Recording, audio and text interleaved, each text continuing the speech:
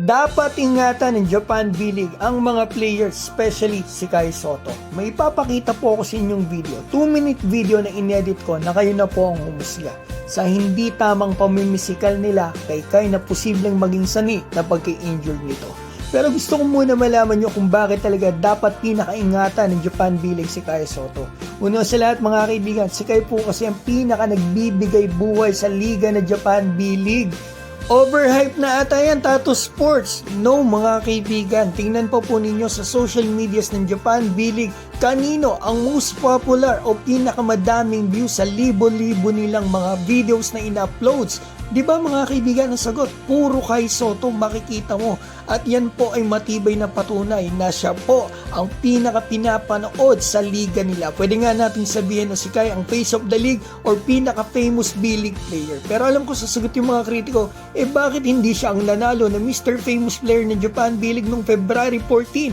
At sagot ko, anong bansa lang ba ang pwedeng bumoto? Di ba Japan lang ang pwedeng bumoto? Hindi ka basta-basta makakaboto kung nandito ka sa Pilipinas. So isipin po ninyo Japan pa lang yun pero nag-top 10 si Kai. What more kung kasama ang Pilipinas? So punta na tayo dito mga kaibigan sa major topic natin. Panoorin po natin mabuti ito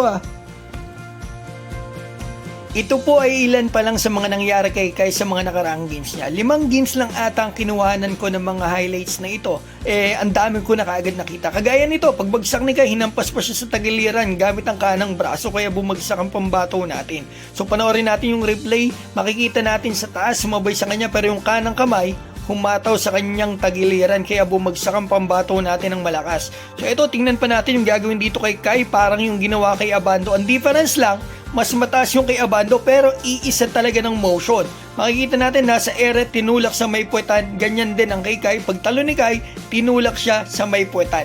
Buti mas mabigat si Kai, kung si Kai medyo magaan-gaan, baliktad talaga ang kababayan natin. Pero yung intention talaga, makikita mo, maaari po talagang magresulta yun sa hindi maganda para sa kababayan natin. Kaya sana umaksyon ang Japan B-League about dito. Kagaya nito mga talagang mga hindi talaga sa bola yung target nila, ang target talaga nila ay pigilan lang ang pambato natin, which is dapat ito ay nakakuha si Kai ng unsportsmanlike pero wala, regular foul lang ang tinawag doon kay Kai. Yung mga ganito, sinisiko nila si Kai, pinipiskal nila para mapigilan yung pambato natin. Yan, eto, nito nakarang araw lang, kita natin, sinalubong si Kai ng siko para mapigilan talaga ang pambato natin kasi career high niya mga kaibigan before ang game na ito. So eto yung game plan nila, i-double si Kai, pahirapan si Kai, bitinan si Kai, pisikalin si Kai. Yan ang naging strategy nila sa game nito. Eto, iba-body check si Kai, pipisikalin si Kai, pero buti na lang, nakahanda si Kai at nakita niya agad yon.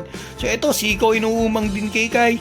So kita natin mga kaibigan, yun yung mga bagay na hindi nakikita. Eto, tinulak dito si Kai. Nakita ko po to, story ni Kai ito nung tinulak siya. Ang ganda nung hindi ko na na-save yung pinost ni Kai na yun, pero talagang tinulak si Kai habang nasa ere. So yun mga kaibigan, kita naman natin, ilang games pa lang to mga kaibigan. Grabe yung pamimisikal nila sa pambato natin. Kaya ako talaga ay nag-post na rin sa social medias ko at nag-reach out na rin ako sa mga Japan netizen mga kaibigan na sana makarating sa B-League. Sana ingatan po nila ang pambato natin against nga sa mga players na gumagawa ng hindi maganda, kasi maaari talaga itong magresulta ng hindi maganda para sa pambato natin.